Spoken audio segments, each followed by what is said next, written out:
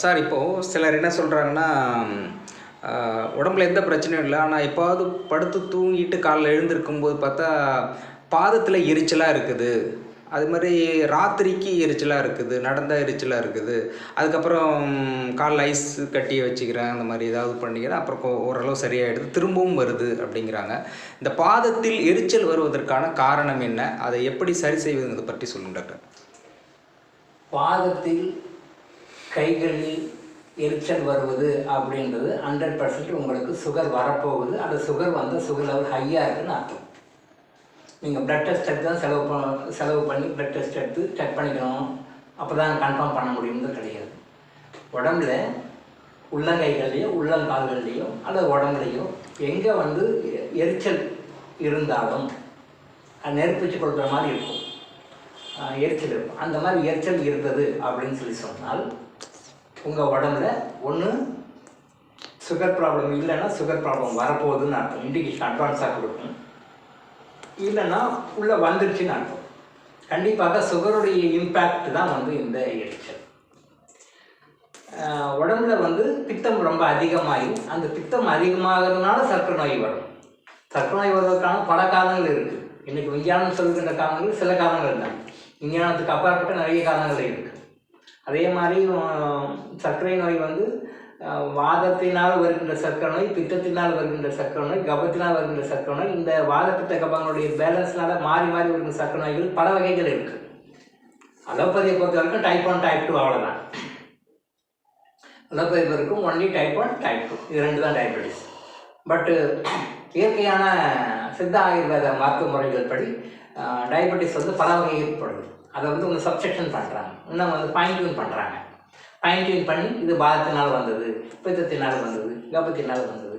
இப்போது பித்தத்தினால் வந்த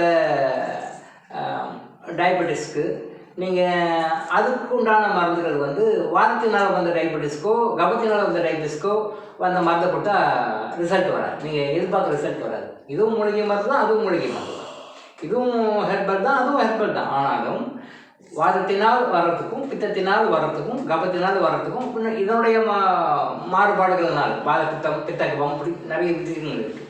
இந்த மாதிரி வகைகள்னால வர்றதுனால சப்செக்ஷனில் வர்றதுக்கு அதுக்கு உண்டான மருந்து கொடுத்தா தான் அந்த நோய் சரியாகும்.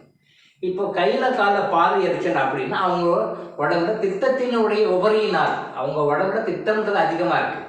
அந்த பித்தம் அதிகமாக இருக்கிறதுனால் சர்க்கரை வியாதி ஏற்பட்டு அதனால் வருகின்ற நீரிழிவு தான் இது. இப்போ இதுக்கு வந்து நீங்கள் சொன்ன மாதிரி ஐஸ் கட்டி வைக்கிறது அப்புறம் குறைஞ்சிடுறது, இது வந்து சும்மா டெம்பரரி டூல். இது வந்து சும்மா டெம்பரரி. அப்போதைக்கு அந்த சிம்டம்ஸை வந்து அமைக்க வைக்கிறோம். அந்த சிம்டம்ஸை வந்து அமைக்க வைக்கிறோம் உள்ள, அவ்வளோதான்.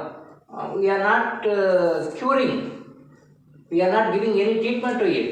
அது சப்ரஸ் பண்ணி வைக்கிறோம், அவ்வளோதான். அது வந்து க்யூர் கிடையாது. அப்போது முறையாக சரியான மூலிகைகளை சரியான மூலிகை மருந்துகளை எடுத்துக்கொண்டு முறையான வாழ்க்கை முறைகள், சில யோக பயிற்சிகள், மூச்சு பயிற்சி, இதெல்லாம் இயற்கையான சில முறைகள், காசு இல்லாமல் செலவு பண்ணாமல் இயற்கையாக பண்ணக்கூடிய சில முறைகளை பயன்படுத்தி அந்த சுகர் லெவலை பேலன்ஸிங் கொண்டு வந்துட்டீங்கன்னா கையில் இருக்கிற எரிச்சல் வந்து நார்மலாகிடும். எரிச்சல், கால் எரிச்சல், கை எரிச்சல் தான் நார்மலாகிடும். ஸோ நிறைய பேர் வந்து இதுக்கு வந்து ஸ்கின் டாக்டர்கிட்ட போய் ட்ரீட்மெண்ட் எடுப்பாங்க. இன்னும் சில பேர் நியூராலஜிஸ்ட்டு போய் ட்ரீட்மெண்ட் எடுப்பாங்க. தப்பு இல்லை, அதுவும் தப்பு இல்லை, இதுவும் தப்பு இல்லை. பட் ஆனால் முக்கியமான காரணம் என்ன அப்படின்னு சொன்னால் உங்கள் உடம்புல பித்தம் அதிகமாகி சுகர் அதிகமாகி சுகருடைய பாதிப்பு உங்கள் உடம்புல ஆரம்பிச்சிடுச்சு அப்படின்னு கொடுக்குற இண்டிகேஷன் தான் இது. நான் பல வீடியோவில் சொல்லியிருக்கேன், எந்த ஒரு நோயும் உடம்புல ஓவர் நைட்டில் வர கிடையாது. ஒரு செகண்ட் உங்களுக்கு இந்த நோய் வந்துச்சு அப்படி கிடையாது. குறைஞ்சபட்சம் ஒரு வருஷம் முன்னாடி, மினிமம் 1 இயர் முன்னாடி உங்களுக்கு இண்டிகேஷன் கொடுக்கும்.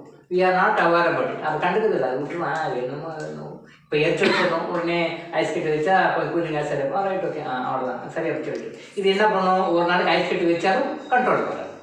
ஐஸ் கட்டி வச்சு கொஞ்ச நாளைக்கு தரலாம், ஐஸ் கட்டி வச்சாலும் உடனே ரிசல்ட் கிடைக்காது. அப்போ அது என்ன முத்தின ஸ்டேஜ். அப்போ அடுத்து என்னன்னு சொல்லி பார்ப்போம். பெரும்பாலான மக்கள் செய்கிற தவறுகள் வந்து இதுதான்.